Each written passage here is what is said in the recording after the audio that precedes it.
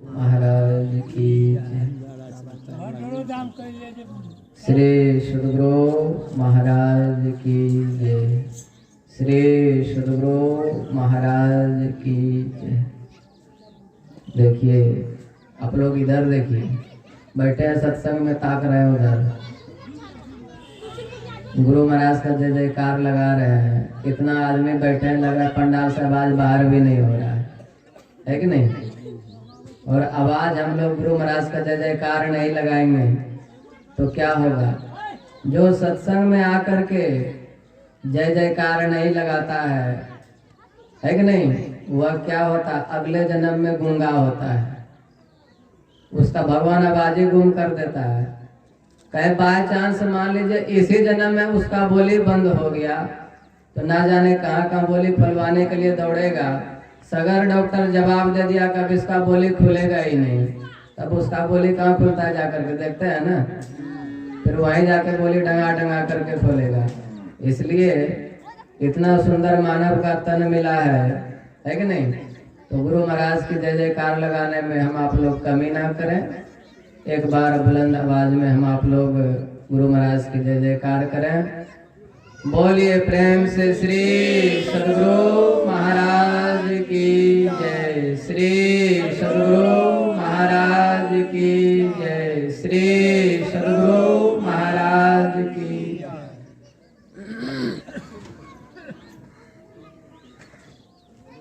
नमो नमो सद्गुरु नमो। जासम को न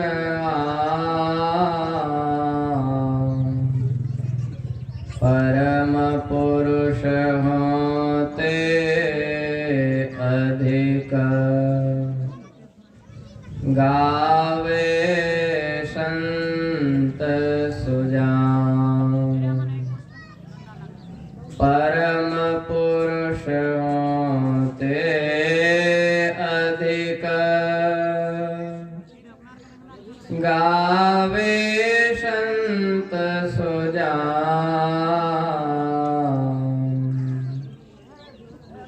कन कन में सर्वत्र विराजमान परम आराध्य सद्गुरु महाराज के युगल पाद पद्मों में कोटि शा नमन। व्यक्त रूप में मंच पर मंचासीन पूज्यपाद बाबा के युगल श्री चरणों में दंडवत प्रणाम। सत्संग में आए हुए सत्संग स्नेही बंधुओं, माताओं एवं धर्मशिला भक्तिमती बहनों, आप सबको भी प्रणाम। आगे का जो बच्चा उतरू है ना, उन लोग को थोड़ी देर बैठा दीजिए या फिर कुर्सी समेट दीजिए, क्या कि लोग ध्यान को भटकाते रहता है। हटा दीजिए उन लोगों को यहाँ से। बोलिए प्रेम से श्री सद्गुरु। जब तक सत्संग में बैठे हैं 24 घंटा तो घर का काम करने के लिए समय है कि नहीं? 1.5 घंटा 2 घंटा सत्संग होगा। इतना भी देर कम से कम आप मन को अस्थिर कर दिए सत्संग में तो बहुत बड़ा लाभ होगा। इसलिए सत्संग में आए हैं तो सत्संग को बड़ा आनंद मन से सुनकर समझिए, उसे जीवन में उतारिए और उस पर चलने का प्रयास कीजिए। आप इतना सा कर लेते हैं तो क्या होगा? शरीर रहते आपको 4 फलों की प्राप्ति होगी। सुने है कि नहीं? सुनी समुझई जन मुदित मन, मज्जहि अति अनुराग, लहै 4 फल असित तनु, साधु समाजो प्रयाग। कहते जो साधु समाज में सत्संग में आकर के साधु संत महापुरुषों के वचनों को आनंद मन से सुनकर समझते हैं, उसे शरीर रहते 4 फलों की प्राप्ति होती है कि नहीं? तो आप लोग सुनेंगे तो जरूर कुछ ना कुछ लाभ होगा। इसलिए सत्संग को सुनिए। ये खुर्दा गांव है ना, न जाने खुर्दा गांव में कितना आदमी होगा, हजारों की संख्या में आदमी होगा, लेकिन सत्संग में देखिए कितना आदमी है। 15 से 20 टोपी हमको लगता है पूरेगा कि नहीं भगवान जाने। लेकिन इतना सा आदमी जो है, मेरा करवेली आश्रम में सुबह सुबह सत्संग करने आता है। और यहाँ पर सत्संग खास करके रखा गया, फिर भी इतना सही आदमी है। तो सत्संग में सब कोई नहीं आ सकता है। सत्संग में कौन आता है? पुण्य पुंज बिनु मिले ही न संता। भगवान श्री राम कहते हैं ना, कहता है जिसका पुण्य अधिक हो गया है वही आदमी जो है सत्संग में आता है। और भगवान शिव क्या कहते हैं? अति हरि कृपा जाई पर होई, पाँव दे मार्ग सोई। परमात्मा के अत्यंत कृपा जिसके ऊपर होती है वही व्यक्ति चल करके कहाँ जाते हैं? सत्संग में आते हैं। परमात्मा की अत्यंत कृपा जिसके ऊपर होती है। तो आप लोगों के ऊपर गुरु महाराज की कृपा है, इसलिए आप लोग यहाँ पर आए हैं। जिसके ऊपर कृपा नहीं है वह आदमी ना जाने क्या से क्या कर रहा है कि नहीं। अभी हम आप लोग जो है जान रहे हैं कि यह जो सत्संग का कार्यक्रम हो रहा है किस उद्देश्य से हो रहा है। क्या नाम है? ये जो सत्संग हो रहा है पूज्य देव नारायण बाबू जो है उनकी पोती की शादी है, उसी के उपलक्ष्य में यह सत्संग का आयोजन रखा गया है। हम बिहार वासियों को सत्संग के प्रति इतना लगाव है कि शादी हो तो भी सत्संग करवाएंगे, आदमी मर गया तो भी सत्संग करवाएंगे, गृह प्रवेश हो तो भी सत्संग करवाएंगे, बच्चा का बर्थडे हो, छठी चिल्ला हो तो भी सत्संग करवाएंगे। गोड्डा में तो कैसा देखने को मिला, गए थे पूज्य गुरुनंदन जी महाराज के साथ सत्संग करने, तो पूछा गया ये सत्संग किस उद्देश्य से किया जा रहा है। तो घर वाला बताया कि बाबा मैं इस घर को बेच रहा हूँ, उसी के उपलक्ष्य में ये सत्संग रखा हूँ। अब समझ सकते हैं वो घर बेच दिया, उसके उपलक्ष्य में भी सत्संग करवा रहा है। तो हम बिहार वासियों को सत्संग के प्रति बहुत लगाव है कि नहीं, इसलिए कुछ भी हो सत्संग करवाते ही हैं। यह जो सत्संग हो रहा है शादी के उपलक्ष्य पर सत्संग हो रहा है। शादी के उपलक्ष्य पर सत्संग क्यों होना चाहिए, है कि नहीं। या तो शादी हो रहा है, शादी से पूर्व, शादी से पहले ये सत्संग का आयोजन क्यों कराया जाता है। और खास करके कहा जाए ये जो सत्संग हो रहा है ये हम आप लोगों के लिए उतना खास नहीं है। ये सत्संग किसके लिए कराया जा रहा है? जिस लड़की की शादी हो रहा है कि नहीं, उस लड़की के लिए कराया जा रहा है, ताकि वह लड़की इस सत्संग को सुने, सत्संग के वचनों को अपने जीवन में उतारे और उसके अनुकूल जाकर के ससुराल में चले, है कि नहीं। यह सत्संग जो है सो उस लड़की के लिए हो रहा है। तो अभी जो है सो हम आप लोग रामचरितमानस से पाठ श्रवण कर रहे थे। भगवान श्री राम का विवाह होता है माता सीता के साथ, और लक्ष्मण जी का विवाह होता है किसके साथ? उर्मिला जी के साथ। और भरत जी का विवाह होता है किसके साथ? मांडवी के साथ। और शत्रुघ्न जी का विवाह होता है किसके साथ? सुकृति जी के साथ। चारों भाई का विवाह हुआ और शादी करके जब वे लोग वहां से विदा होने लगे ससुराल से भगवान श्री राम, तब माँ सीता जो है उसकी माताजी जो थी माँ सुनैना, वह अपनी पुत्री को उपदेश देती है। उपदेश क्या देती है अभी हम आप लोग सुन रहे थे। होय संतत पियहि प्यारी, चिरु अहि बात अशेष हमारी। कहती है माता सुनैना, हे पुत्री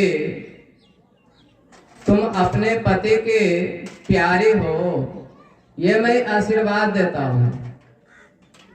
अपनी पुत्री को क्या आशीर्वाद दे रही है? तुम अपने पति के प्यारे हो, है कि नहीं? ये माँ सुनैना जो है सो अपनी पुत्री को, माता सीता को आशीर्वाद दे रही है। इसके बाद क्या कहती है? इसके बाद कहती है माता सुनैना, सास ससुर गुरु सेवा करे पति रुख लखी आयसु अनुसरे। माता सुनैना कहती है, हे पुत्री, ससुराल जा रही हो, वहां जा करके गफलत में समय मत गवाना, है कि नहीं? ऐसा नहीं हो कि दुष्ट के जैसा सबके साथ व्यवहार करना। वहां जाकर के क्या करना? सास ससुर गुरु सेवा करेओ, पति रुख लखी आयसु अनुसरेओ। माता सुनैना कहती है अपनी पुत्री सीता से कि ससुराल में जा करके सास की सेवा करना, ससुर की सेवा करना और गुरु की सेवा करना। और उसके बाद क्या करती है? चौथे नंबर पे पति को लाती है। सास ससुर गुरु सेवा करेओ, पति रुख लखी आयसु अनुसरेओ। चौथे नंबर पे पति को लाया, पहले सास को, फिर ससुर को, फिर गुरु को, है कि नहीं? और माँ सुमित्रा जो है, माँ सुमित्रा क्या करती है? माँ सुमित्रा कहती है, गुरु पे तुम तो बंधो सुत साई, असे अहि सकल प्राण किनाई। माता सुनैना जो है गुरु को 3 नंबर पे ले जाकर के छोड़ी। पहले सास की सेवा करना, फिर ससुर की सेवा करना, उसके बाद गुरु की सेवा करना। लेकिन माता सुमित्रा जो है वह क्या कहती है? वह कहती है पहले गुरु की सेवा करना। क्या हो गया? माता सुमित्रा कहती है पहले गुरु की सेवा करना, उसके बाद पिता का यानी ससुर का, उसके बाद सास का, गुरु पितु मातु, उसके बाद तुम्हारा जो देवर है, देवरानी है, वगैरह वगैरह जो है, इन लोगों की सेवा करना। और पति की सेवा कैसे करना? अपने प्राणों के समान। जैसे अपना प्राण का रक्षा कैसे करते हैं हम आप लोग, है कि नहीं? मरने से हम आप लोगों को कितना डर लगता है। मरने के डर से ना जाने कितना उपाय करते हैं कि हमें कुछ दिन हम नहीं मरे, है कि नहीं? कहते जितना प्रेम तुम अपने प्राणों से करते हो, उतना ही प्रेम जो है सो अपने पति से करना, प्राणों के समान। गुरु पितु मातु बंधु सुत साई, असे आई सकल प्राण की नाई। माता सुनैना जो है अपनी पुत्री को कितना सुंदर उपदेश दे रही है ससुराल जाने के समय कि सास ससुर गुरु सेवा करे हो। लेकिन अभी हम आप लोग जो है, हम आप लोगों के यहाँ जब विवाह होता है तो माताजी कौन सा उपदेश देती है पता है आप लोगों को? अभी जो विवाह होता है, जब पुत्री रो रो करके जाने लगती है तो माँ क्या कहती है कान के पास जा करके, जाओ ना पुत्री, थोड़ा सा भी कुछ खटपट होगा ना, तुरंते फोन घुमाना, भैया को भेज देंगे गाड़ी लेकर के, तुरंते बैठा के ला लेगा, है कि नहीं? ऐसा उपदेश अभी दिया जाता है। ऐसा उपदेश देने से काम चलेगा? कभी काम नहीं चलेगा।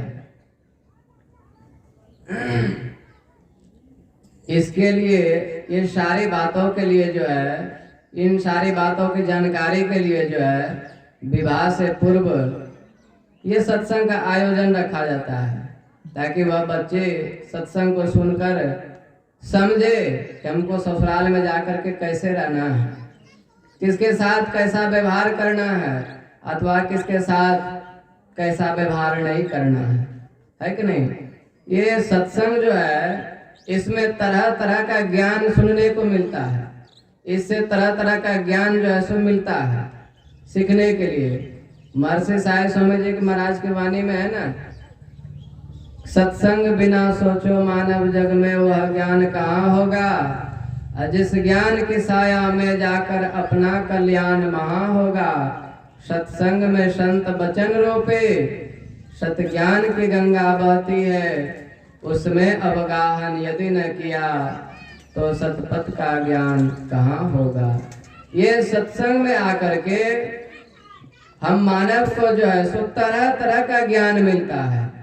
ससुराल में जाकर के कैसे रहना चाहिए, ससुराल में जाने के बाद सास के साथ कैसा व्यवहार करना चाहिए, ससुर के साथ कैसा व्यवहार करना चाहिए, देवर के साथ कैसा व्यवहार करना चाहिए, देवरानी के साथ कैसा व्यवहार करना चाहिए, अथवा अपना माता पिता जो है उसके साथ कैसा व्यवहार करना चाहिए, गांव समाज में कैसे जीना चाहिए। ये सारी कलाएं जो है सो सीखने के लिए इसी सत्संग में आकर के हम आप लोगों को मिलता है कि नहीं। इसके लिए विवाह से पूर्व सत्संग का आयोजन रखा जाता है। और अत्रि ऋषि का आप लोग नाम सुने होंगे।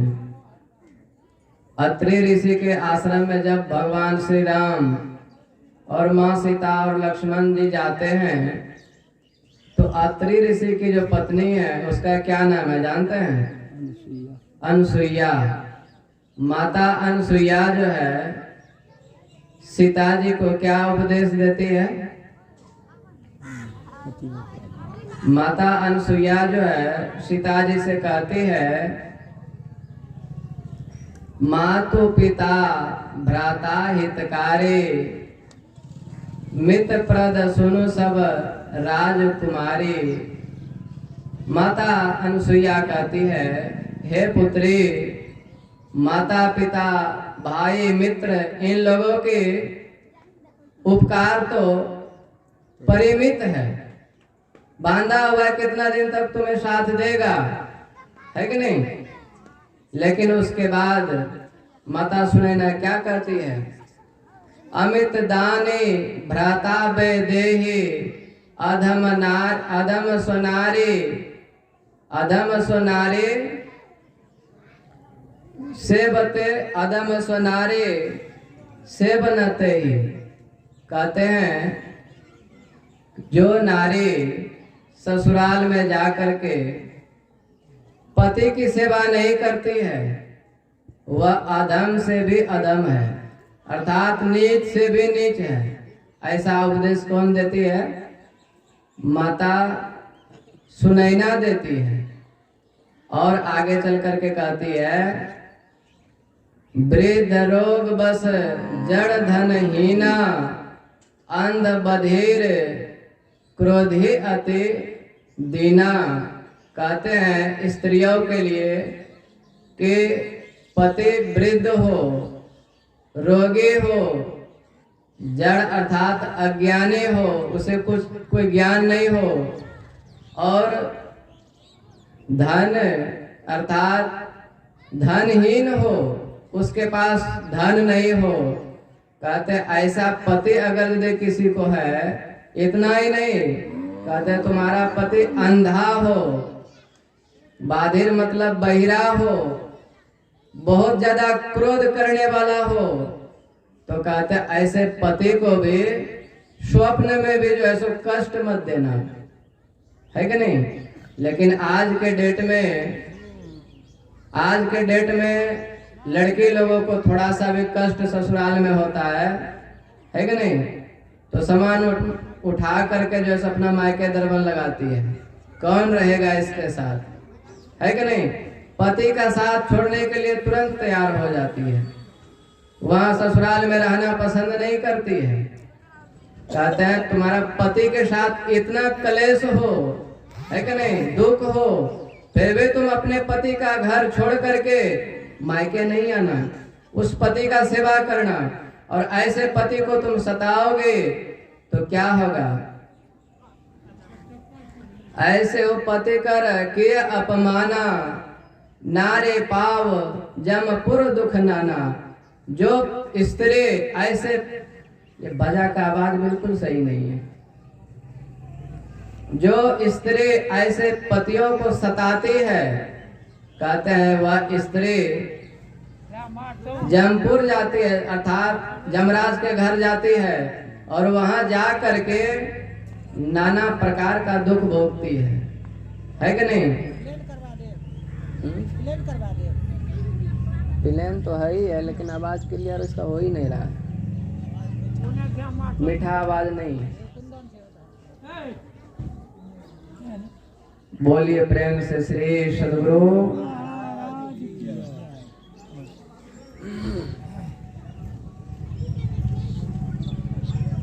आवाज को थोड़ा सही कीजिए, बिल्कुल फीका लग रहा है आवाज एकदम से।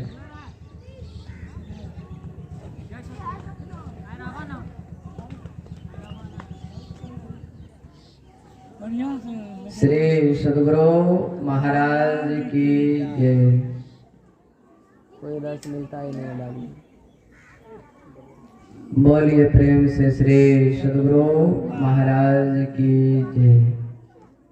तो हम कह रहे थे कि ऐसे पतियों को जो सताती है वह यमलोक जाती है। यमलोक जाने के बाद यमराज क्या करता है? नाना प्रकार का उसे दुख देता है, न जाने कितना प्रकार का उसे कष्ट देता है कि नहीं? बोलिए प्रेम से श्री सद्गुरु। लेकिन आज की स्त्रियां लोग, लड़की लोग जो है पति का सेवा नहीं करना चाहती है, सास ससुर की सेवा नहीं करना चाहती है कि नहीं? हम जो है इतना सुंदर देश में, यह भारत देश जहाँ पर बड़े बड़े ऋषि मुनि, ना जाने बड़े बड़े भगवान भी इस धरती पर प्रकट हुए, ऐसे धरती पर जो है सो हम आप लोगों का जन्म हुआ। और भारत देश की नारियां जो है वह पतिव्रता कहलाती है, लक्ष्मी कहलाती है कि नहीं? और अन्य देश में आप चले जाएंगे, विदेश में कहीं चले जाइए, वहां की जो स्त्री होती है उसे क्या कहा जाता है? उसे कुल्टा कहा जाता है। कुल्टा जानते हैं? कुल्टा कहते हैं बेश्या को। विदेश में आप जाएंगे, अन्य देश में चले जाएंगे, तो वहां एक स्त्री जो होती है उसका सैकड़ों पति होता है, और जो एक पति जो है उसका सैकड़ों पत्नी होती है। लेकिन ये भारत देश ही एक ऐसा देश है जो कि यहाँ पर स्त्री को सिखाया जाता है कि तुम्हारा विवाह जिससे हो जाए उसी का बन करके जीवन व्यतीत कर देना, पराये पुरुष को कभी स्वप्न में भी नहीं देखना, है कि नहीं? माँ सीता का जब विवाह हुआ भगवान श्री राम से, भगवान श्री राम वन को गए और वनवास काल में राजा रावण जो है माँ सीता को हर करके ले जाती है। लेकिन माँ सीता इतना चालाक थी, इतनी चतुर थी, वह अपना शरीर का आभूषण जो है सो एक एक करके फेंकते चली गई रास्ते में कि कल दिन मेरा पति आएगा मेरे को खोजते हुए तो मेरा संदेशा उसे इसके थ्रू मिल जाएगा, वो समझ जाएगा कि इसी रास्ते से जो है सो हमें हर करके रावण लेके गया है। कुछ दिन के बाद भगवान श्री राम लक्ष्मण जी के साथ और हनुमान जी के साथ जब चलते हैं तो रास्ते में कर्म कर्म से सारा आभूषण मिलते गया। हनुमान जी पूछते थे लक्ष्मण जी महाराज से, लक्ष्मण जी महाराज ये पायल किसका है? तो लक्ष्मण जी महाराज क्या कहते थे, ये पायल जो है मेरी भाभी की है कि नहीं? वगैरह वगैरह बहुत तरह का आभूषण मिला रास्ते में, सबको पहचान लिए लक्ष्मण जी महाराज। लेकिन जब ये नाक में जो पहनती है लेडीज लोग, क्या बोलते हैं? नथिया। ये नाक का आभूषण जब उसे दिखाई पड़ा तब हनुमान जी महाराज पूछते हैं कि लक्ष्मण जी ये किसका है? तब लक्ष्मण जी महाराज क्या कहते हैं? लक्ष्मण जी महाराज कहते हैं कि ये नाक का नथिया किसका है, हमें समझ में नहीं आ रहा है। इतना आभूषण तो हम पहचान गए कि मेरी भाभी की थी, लेकिन ये नाक का नथिया जो है सो किसका है हमें समझ में नहीं आ रहा है। तब हनुमान जी महाराज कहते हैं कि आपकी भाभी थे और आप कहते हैं कि इसको हम नहीं पहचान रहे हैं। तब लक्ष्मण जी महाराज क्या कहते हैं? मेरी भाभी तो थी, लेकिन आज तक मैंने कभी नजर उठा करके भाभी के नजर से नजर नहीं मिलाया है कि नहीं। भाभी का शकल मैंने अभी तक नहीं देखा है कभी। ऐसी पतिव्रता स्त्री थी कौन? मां सीता।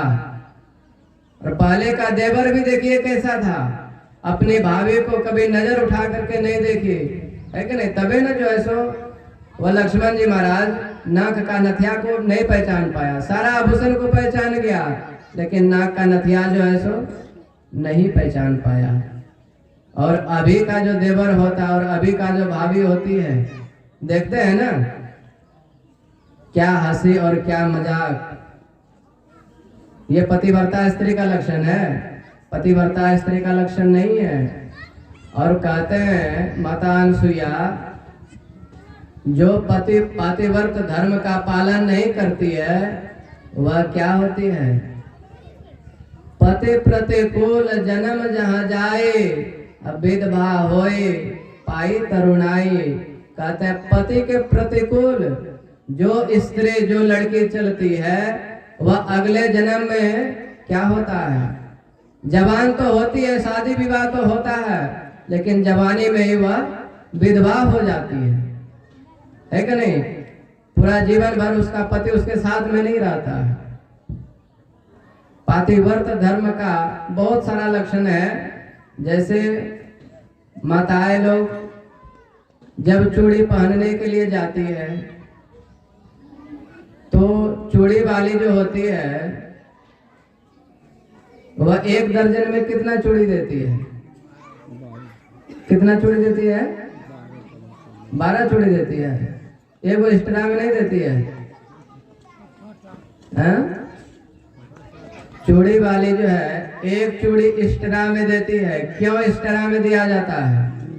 वह एक्स्ट्रा में इसके लिए देती है कि जो माताजी चूड़ी पहनेगी उसका जो कलाई है, हाथ जो है, उसका हाथ कभी खाली नहीं होना चाहिए, है कि नहीं। स्त्रियों को चाहिए जब भी चूड़ी पहनने के लिए जाए उसका हाथ जो है सो जब पूरा चूड़ी निकाल ले तो उसे कपड़े से ढक लीजिए, उसके बाद जो है सो 1 चूड़ी पहले घुसा लीजिए, फिर कपड़े को हटाइए। आपका हाथ जो है कभी खाली नहीं रहना चाहिए।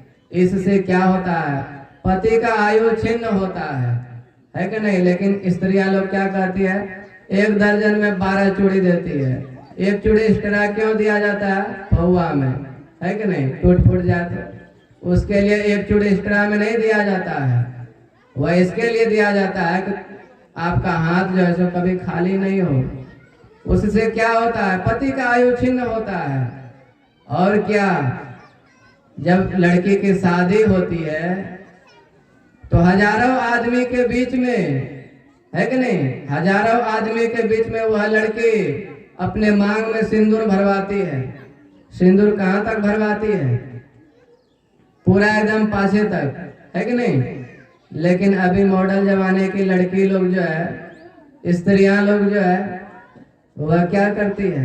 हजारों आदमी के बीच में उसे शर्म नहीं लगता है सिंदूर दान कराने में, लेकिन ससुराल में जाकर के 2 आदमी के बीच रहती है, वहां क्या होता है? उसे शर्म लगता है सिंदूर पहनने में, लगता है कि नहीं। वो भी बीच में लगाए तो बात अलग है। मॉडल जमाने की लड़कियां लोग क्या करती है? ये साइड में लेती है, वो भी टिक्का ले लिया, हो गया। इससे क्या होता है? पत्नी रखल ही रह जाती है और पति जो है पहले यहाँ छुड़ा करके भाग जाता है। सिंदूर पहनने से क्या होता है? आप लोग जानते हैं, माँ सीता जब एक बार श्रृंगार कर रही थी तब हनुमान जी महाराज पूछते हैं कि माँ ये श्रृंगार क्यों कर रही है, इतना ऊपर तक सिंदूर क्यों लगा रही है।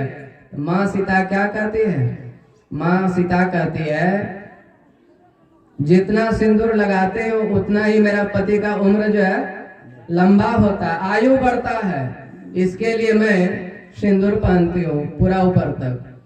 इसको देख करके हनुमान जी महाराज क्या किए, पूरा शरीर में सिंदूर लेपने लगे, है कि नहीं, पूरा शरीर में सिंदूर लेपने लगे और सोचे मेरे भगवान श्री राम जो है बहुत लंबे उम्र के हो जाएंगे, है कि नहीं। तो माँ सीता क्या खराब नारी थी जो सिंदूर पहनते थे इतना दूर तक, खराब नारी नहीं थे, वह पतिव्रता स्त्री थे, है कि नहीं। तो अभी की स्त्रियां जो होती है टिक्का ले ली हो गया, ऐसे काम चलने वाला नहीं है। इसी का प्रभाव ये होता है कि पहले पति भाग जाता है। और क्या, स्त्रियां लोग जब बाल झाड़ती है तो क्या होता है, कंघी ले ली है और नाच नाच करके घर में बाल झाड़ रही है, कभी इस घर में तो कभी उस घर में तो कभी उस घर में, नाच नाच करके बाल झाड़ रही है। इससे क्या होता है, उसका बाल टूट करके जमीन पर गिरता है और उस बाल में जितना आदमी का पैर लगेगा उसका पति का उतना ही आयु छिन्न होगा, उसका पति का उतना ही आयु घटेगा। और परिणाम क्या होगा, पत्नी रखी रह जाएगी और पति जो है पहले चला जाएगा। अभी के डेट में पति पहले ही चला जाता है ज्यादातर, क्योंकि अभी की जो स्त्रियां होती है वह पातिव्रत धर्म का पालन नहीं करती है कि नहीं, पातिव्रत धर्म का पालन नहीं करती है। इसके कारण जो है पति पहले ही चली जाती है, पति पहले ही चला जाता है। और भी बहुत सारा है, जैसे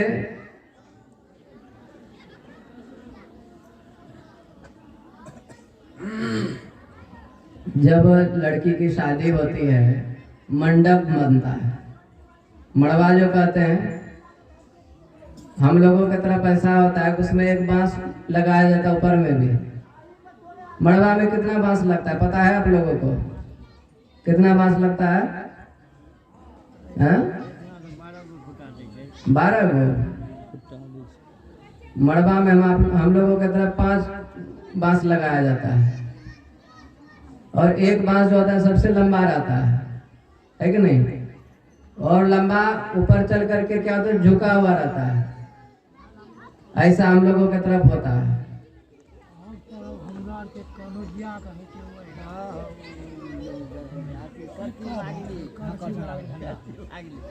वह बांस झुका हुआ क्यों रहता है, वह बांस इसके लिए झुका हुआ रहता है कि शादी करके तो जा रही हो लेकिन जीवन में कितना हो ऊपर उठ जाना, कितना हो ऊपर उठ जाना, लेकिन जैसे वह बांस ऊपर उठ करके ऐसे झुका हुआ है, जीवन में कभी अकड़ नहीं दिखाना। अकड़ दिखाएगी तो क्या होगा, समुद्र में जब तूफान आता है तो छोटा छोटा जो पेड़ होता है, तूफान आने से वह पेड़ सो जाता है, पानी उसके ऊपर से निकल जाता है, और बड़ा बड़ा पेड़ जो होता है वह झुकता नहीं है, वह एकदम सीना तान के खड़ा रहता है।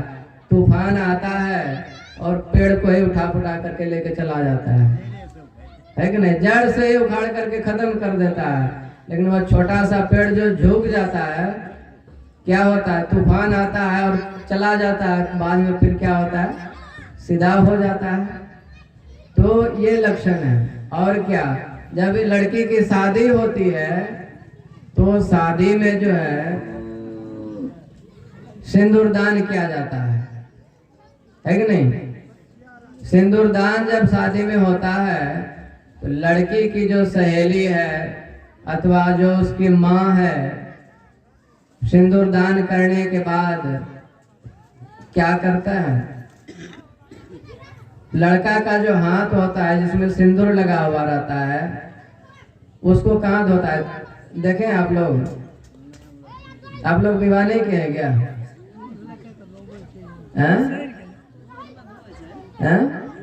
दूध में धोया जाता है।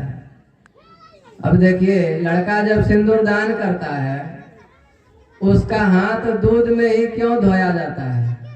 इसका भी कुछ कारण होगा। हम तो शादी विवाह किए नहीं है तो हम तो नहीं जानते हैं कि नहीं। आप लोग किए होंगे तो आप लोगों को शायद अनुभव होगा। जब लड़का सिंदूर दान करता है तो लड़की की जो माँ होती है या उसकी सहेली जो होती है, लड़का को इधर उधर हाथ ना पोंछने देता है, पोंछने ना देती है और ना ही हाथ धोने देती है। उसका हाथ पकड़ करके वहीं पर एक कटोरी में दूध लेकर के बैठी रहती है और जैसे सिंदूर दान खत्म हुआ, लड़का का हाथ पकड़ करके उस कटोरी में हाथ डुबा करके दूध से हाथ धोया जाता है। देखें आप लोग, इधर का आदमी लगता है विवाह किया ही नहीं है कि नहीं? सब बाल ब्रह्मचारी है। वो दूध में हाथ क्यों धोया जाता है? दूध में हाथ इसके लिए धोया जाता है, वह लड़की जो है जिसकी शादी हो रही है वह ईश्वर से, परमात्मा से प्रार्थना करती है, हे प्रभु, जब तक मेरा सर का बाल इस दूध के तरफ पूरा सफेद ना हो जाए तब तक आप जो है सो इसका हाथ मेरे हाथ से मत छुड़ाइएगा। ये प्रार्थना करती है ईश्वर से, परमात्मा से, है कि नहीं? लेकिन पति क्या होता है, पहले हाथ छुड़ा के भाग जाता है और वो भागेगा ही। आप नियम से नहीं चलेंगे, ढंग से नहीं चलेंगे तो भागेगा ही। ये है पतिव्रता स्त्री का लक्षण। एक गोड्डा जिला में करमाटाण गांव है, वहाँ एक बूढ़ी माई है। वह अभी भी रास्ते में जब चलती है ना तो एकदम इतना दूर तक घूंघट लेकर के चलती है। बूढ़ी हो गई, लगभग 60 वर्ष उम्र हो गया है, इतना घूंघट लेकर के मुंह ढक करके चलते हैं रास्ते में। और लड़का लोग जब उसको देखता है तो लड़का लोग का उसको कुढ़ाता है। लड़का लोग क्या कहता है, देखो कन्याए मनिया जा रहा है, कन्याए मनिया जा रहा है। लेकिन वो बूढ़ी माई जो है उसे खराब नहीं लगता है, उसे बुरा नहीं लगता है, क्योंकि वह बूढ़ी माई जो है सो कोई खराब कर्म नहीं कर रही है तो उसे खराब क्यों लगेगा? आप जाएंगे उधर यूपी तरफ में, मेरी बहन है एक लक्सर जिला में, हरिद्वार जिला में लक्सर पड़ता है, वहीं पर मेरी बहन का घर है। उधर जब हम जाते हैं कभी कदाल तो उधर का ऐसा नियम है, उधर भी इतना दूर तक घूंघट लिया जाता है, घर में भी, है कि नहीं? लेकिन हमारे ये बिहार में हम देखते हैं बड़े बड़े घर की लड़कियां लोग, पुतहू लोग जो है सो ससुर के सामने में घूंघट लेना ही बंद कर दी, है कि नहीं? सब खत्म हो गया। तो आप नियम का पालन नहीं करेंगे, पतिव्रत धर्म का पालन नहीं करेंगे तो क्या होगा? पति प्रतिकूल जन्म जहाँ जाए, अविद्या होए पाई तरुणाई। पति के प्रतिकूल, पति धर्म के प्रतिकूल आप चलेंगे तो क्या होगा? जवानी पा करके आप विधवा हो जाएंगे, है कि नहीं? वो आपके साथ में नहीं रहने वाला है। लेकिन जो पातिव्रत धर्म का पालन करता है, जो पातिव्रत धर्म का पालन करती है जो स्त्री, जो लड़की, उसके लिए क्या करती है माता अनसुईया? उसके लिए कहती है,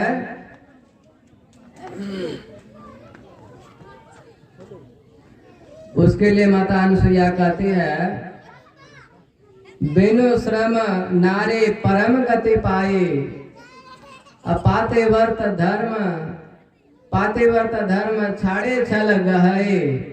कहते हैं जो पातिव्रत धर्म का पालन करती है वह बिना परिश्रम का परम गति को पाती है कि नहीं? और पातिव्रत धर्म का कैसे पालन करने के लिए कह रही है?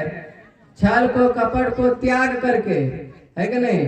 आप मन में छल रख करके पातिव्रत धर्म का पालन करते हैं, कपट रख करके पालन करते हैं तो इसका लाभ होने वाला नहीं है। बिनु श्रम नारी परम गति पाई, पातिव्रत धर्म छाड़े छल गहई, है कि नहीं? छल कपट को, अहंकार को, अभिमान को छोड़ करके स्त्री का क्या धर्म है, वह अपना पति धर्म का पालन करे। ये केवल स्त्रियों के लिए ही नहीं है, ये हम पुरुषों के लिए भी है।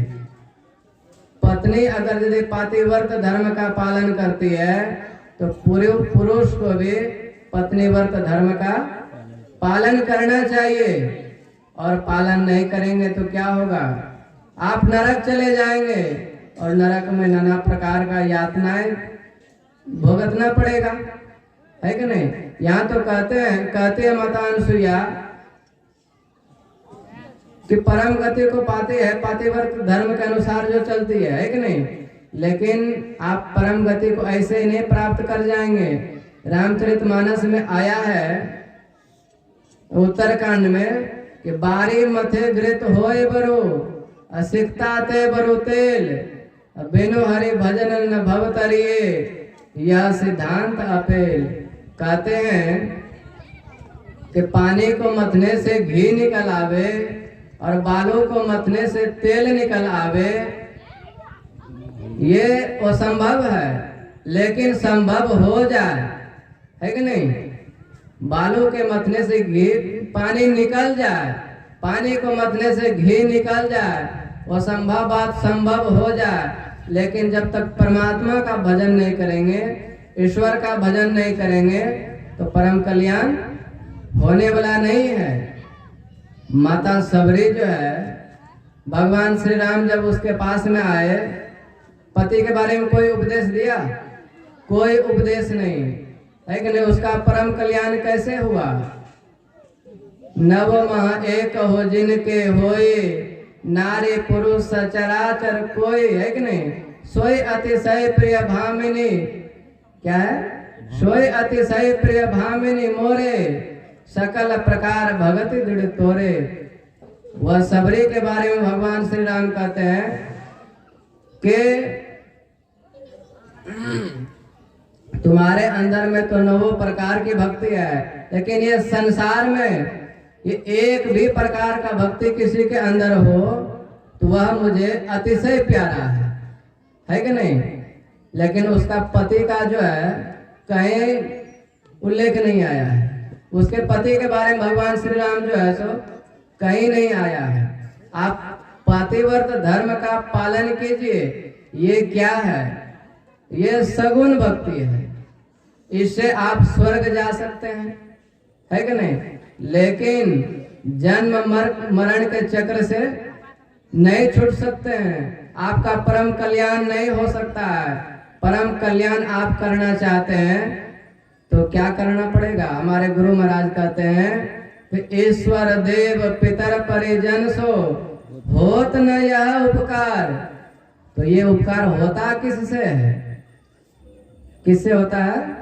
ईश्वर देव पितर परिजन सो होत न यह उपकार, यह में ही होवत गुरु से ही, गुरु की अमित बलिहार। आप अपना परम कल्याण करना चाहते हैं, परम तत्व में जाकर के मिलना चाहते हैं, परमात्मा को प्राप्त करना चाहते हैं, तो क्या करना पड़ेगा? गुरु धारण करना पड़ेगा। पातिव्रत धर्म का आप पालन कीजिए, लेकिन इससे परम कल्याण नहीं होगा। ये सगुण भक्ति है, निर्गुण भक्ति नहीं हो सकता है आपका। निर्गुण भक्ति करना चाहते हैं, उसके लिए आपको गुरु के शरण में जाना पड़ेगा, गुरु से दीक्षा लेना पड़ेगा, है कि नहीं। पातिव्रत धर्म का पालन करेंगे, स्वर्ग में जाएंगे, है कि नहीं। तो स्वर्ग में जाकर के कितना दिन रहेंगे? जब तक आपका पुण्य है। लेकिन स्वर्ग लोक में जो देवता होता है वह भी पापी होता है, पता है ना आप लोगों को। इंद्र भगवान जो है सो गौतम ऋषि की पत्नी अहिल्या को देख करके मोहित हो गए थे। समझ सकते, देवलोक में रहने वाले, स्वर्ग लोक में रहने वाले, ऊंच निवास नीच करतूती, देखी न सके पराई विभूति। वह देवता जो है ये पृथ्वी लोक पर कोई तपस्वी ध्यान में आगे बढ़ने लगता है, भगवान की ओर आगे बढ़ने लगता है, तो उसको जलन होता है देख करके। ये जो है सो मेरा ही गद्दी छीन लेगा, है कि नहीं। तो स्वर्ग लोक में जाने के बाद जो है सो सुख नहीं मिलता है। यही तन कर फल विषय न भाई, स्वर्ग स्वल्प अंत दुखदाई। स्वर्ग लोक में जाने के बाद भी जो है सो सुख नहीं मिलता है, अंत में उसे दुख ही भोगना पड़ता है। जब तक उसका पुण्य रहता है, पुण्य भोग लेता है स्वर्ग लोक में जाकर के।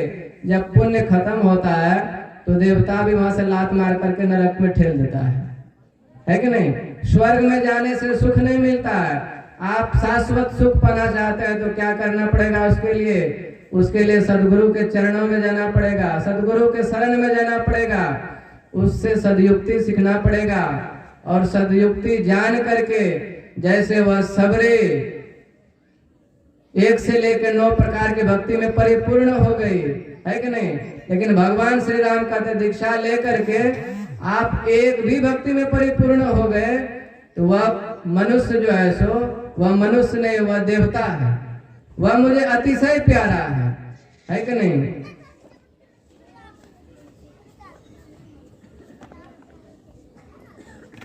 बोलिए प्रेम से श्री सदगुरु महाराज की जय। भगवान श्री राम कहते हैं क्या मां सबरी से, गुरु पद पंकज सेवा, तीसरी भक्ति अमान, चौथी भगति मम गुण गण, करई कपट तजी गान, है कि नहीं। मंत्र जाप मम दृढ़ विश्वासा, पंचम भजन सुवेद प्रकाशा। कहते हैं दीक्षा लेकर के गुरु की सेवा करना। गुरु की सेवा क्या है? उसका चरण दबाना है, गुरु का कपड़ा धो देना है। गुरु का सेवा ये नहीं है। हमारे गुरु महाराज क्या लिखे हैं? गुरु का सेवा क्या है? हम लोग डेली पाठ स्तुति विनती में गाते हैं, है कि नहीं। गुरु का सेवा क्या है? पाखंड अरु अहंकार तजे, निष्कपट हो अरु दीन हो, सब कुछ समर्पण कर गुरु की सेव करनी चाहिए। तो सेव क्या करनी चाहिए? तो कहते हैं गुरु महाराज सत्संग नित अरु ध्यान नित, रहिए करत संलग्न हो, बेविचार चोरी नशा हिंसा झूठ तजना चाहिए। कहते हैं हम मानवों को उसका सेवा करना चाहते हैं तो प्रत्येक दिन नियम पूर्वक सत्संग कीजिए, ध्यान कीजिए। और ऐसे नहीं बेविचार चोरी नशा हिंसा इसको तज करके। एक आदमी हमको मिला करवेली बाजार में, देखे पान खा रहा था, तो हम पूछे उनसे कि आप सत्संगी हैं? बोला हाँ बाबा सत्संगी तो है। हम बोले पान खा रहे हैं? तो कहता है बाबा पान नहीं खाएंगे तो कैसे काम चलेगा, हम लोग काम करने वाला आदमी है। तो हम कहेंगे दीक्षा लेने से पहले नहीं सोचे थे? दीक्षा लेने के समय आपको कहा गया था कि पान खाइए, दीक्षा लेने के बाद भी? तो कहता है क्या करेंगे बाबा जी नहीं मानता है कि नहीं। ऐसा गुरु का भक्त बनेंगे तो कल्याण होगा। मैं तो मानता हूँ ऐसा भक्त जो है जो थोड़ा सा भी कुछ भी नशीली पदार्थ का सेवन करता है वह गुरु का भक्त कभी नहीं हो सकता है, वह सत्संगी कभी नहीं हो सकता है। उसको देख करके जो गैर सत्संगी है नफरत करेगा सत्संग से, है कि नहीं। वह सत्संग से नफरत करेगा, उसके हृदय में होगा कि नहीं आगे चल करके हम सत्संगी बनेंगे, तो वह आदमी भी उसको देख करके डर जाएगा। अरे ये तो सत्संगी आदमी हो करके खैनी खाता है, बीड़ी पीता है, पान खाता है, गुटखा खाता है, तो हम सत्संगी नहीं ये बने तो क्या फायदा, दिक्कत है। ये सत्संगी बन करके खा रहे हैं, हम बिना सत्संगी बने ही खा रहे हैं, है कि नहीं। ऐसे भक्त जो है सो गुरु महाराज के प्यारे कभी नहीं हो सकते, वह सत्संगी कभी नहीं बन सकता है। वह तो घोर नरक में हम कहते हैं चला जाएगा। गुरु महाराज उसको कभी माफ नहीं करने वाला है। और हम सत्संगी भाई बहन को झूठ भी नहीं बोलना चाहिए। हम लोग 2 रुपया 4 रुपया 5 रुपया 2000 1000 10,000 के लिए झूठ बोल देते हैं, कि नहीं। उससे क्या होता है? कुछ देर के लिए लाभ होता है कि नहीं। कुछ देर के लिए लाभ होता है, 2 4 10,000 आप झूठ बोल करके कमा लेते हैं, तो इससे क्या होता है? कमा तो लेते हैं, वह पैसा आपका 2 दिन 4 दिन 10 दिन महीना दिन में खत्म हो जाता है। लेकिन आप झूठ बोल करके जो पैसा कमाए पाप कर्म किए हैं वह खत्म नहीं होता है, वह आपको भोगना ही पड़ेगा। पैसा खत्म हो जाएगा लेकिन आपका झूठ बोला हुआ शब्द जो है सो आपका पीछा नहीं छोड़ेगा, वह आपको भोगा करके ही छोड़ेगा, है कि नहीं। ये युधिष्ठिर जी महाराज जो है सो झूठ बोले थे ना, अस्वस्थमा हतो नरवा कुंजरो है कि नहीं। एक बार झूठ बोले भगवान श्री कृष्ण के कहने पर भी वो भी, लेकिन क्या हुआ, युधिष्ठिर जी महाराज का रथ जो है सो धरती से ऊपर उठ करके चलता था। इतने प्रतापी राजा थे, इतने पुण्यवान राजा थे, धरती से ऊपर उसका रथ का जो है सो चक्का चलता था, जमीन को नहीं छूता था। लेकिन जैसे झूठ बोला उसका भी रथ का चक्का जो है सो जमीन में आकर के धस गया, है कि नहीं। एक बार झूठ बोला, और हम आप लोग ना जाने दिन में कितना बार झूठ बोलते हैं, है कि नहीं। तो काम चलेगा। सत्संगी भाई बहन को बेविचार, चोरी, नशा, हिंसा, झूठ तजना चाहिए, है कि नहीं। इन सारे चीजों को आप तजेंगे, उसके बाद सत्संग नित अरु ध्यान नित रहिए, करत संलग्न हो, तब जाकर के आपका क्या होगा, परम कल्याण होगा। ऐसे कल्याण होने वाला नहीं है। तो ये सत्संग जो है शादी विवाह के उपलक्ष्य में रखा गया है। वह लड़की शादी करके ससुराल को जाएगी, है कि नहीं। ससुराल में जाकर के जो माता अनसुईया और माता सुमित्रा और माता सुनैना जो उपदेश दी है वह मैं बता दिया आप लोगों को। वह लड़की वहां पर जा करके उसके नियम के अनुकूल चले। जो सत्संगी लड़की होती है वह सत्संग में आकर के बैठती है, सुनती है कि महात्मा जी क्या क्या कह रहे हैं, कि नहीं। बहुत जगह में गया हूँ सत्संग में, सत्संगी लड़की आके सत्संग में सुनती है। जो गैर लड़की रहती, जो सत्संगी नहीं रहती, वह सत्संग में आकर के नहीं बैठती है, जिसके कारण होता है कि उसे अकल भी नहीं होता है। पति में ससुराल शादी करके जाती है, 2 दिन 4 दिन के बाद क्या होता है, वहाँ कलह कलेश होने लगता है। कुछ दिन के बाद सोचती है कि इस घर का मालिक मलकान हम ही बन जाए, है कि नहीं। ना सास की सेवा करेगी, ना ससुर की सेवा करेगी, ना पति की सेवा करेगी। और पति का भी सेवा करने के लिए कैसे बता, पति रुक लखी, कहते पति कहीं से थके मरे घर में आवे तो उसका जो है सो शकल को देख करके तुम समझ जाओ उसे क्या चीज की कमी है, उसे क्या चीज का जरूरत है, उसको बोलने से पहले उसके सामने उपस्थित कर दो, है कि नहीं। तब जो है सो आप पतिव्रता स्त्री कहलाएंगे। तो वह लड़की जो है ससुराल जाएगी, ससुराल में जाकर के नियम पूर्वक से रहेगी, पातिव्रत धर्म का पालन करेगी, और चढ़ाव उतार तो जीवन में आते ही रहता है। उसके लिए शादी विवाह में क्या करता है, देखें आप लोग, आम का पत्ता से सेकता है लड़का लड़की का गाल। जब शादी करके लड़का आता है कुर्सी पर बिठा करके उसका गाल जो है आम का पत्ता से सेकता है, पान का पत्ता से। वह पान का पत्ता जो है मेरा गाल कोई नहीं सेका है, हम कहाँ से जानेंगे, है कि नहीं। आप लोगों का सेका है तो आप लोग जानते हैं। तो पान का पत्ता से गाल सेका जाता है। क्यों सेका जाता है, वह पान का पत्ता जो है सो थोड़ा टाइट रहता है, तो उसे पहले आग में तपाया जाता है। आग में तपा करके उसे नॉर्मल किया जाता है, और नॉर्मल करके उसके बाद उसका गाल सेका जाता है। क्यों सेका जाता है कि जीवन में कितना हो परेशानी क्यों ना आ जाए, उस पत्ते की तरह गरम तो होना, लेकिन जैसे वह गरम होने के बावजूद भी वह नॉर्मल रहता है, वैसे अपने जीवन में नॉर्मल बन करके रहना। सास ससुर कितना हो बात कह दे तो वहां जो है सो अकड़ मत दिखाना।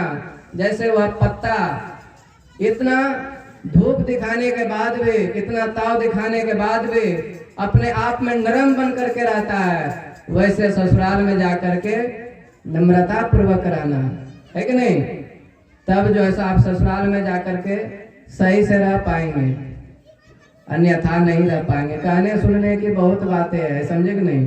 कहेंगे तो फिर जो है सो सारा समय हम ही खत्म कर देंगे, और इधर दो को बाबा बैठा हुआ है कि नहीं।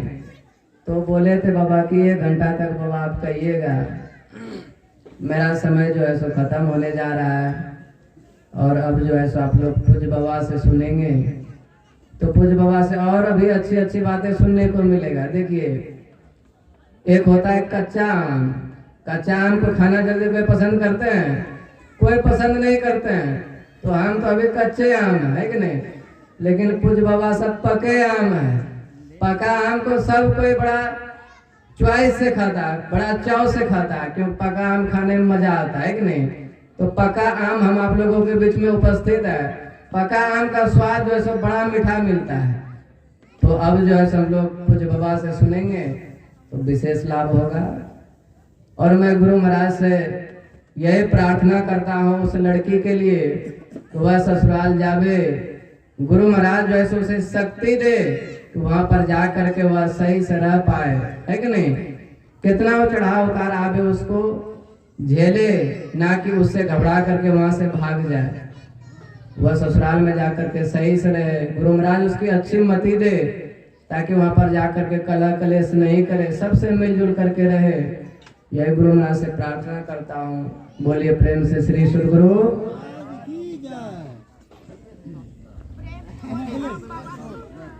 अब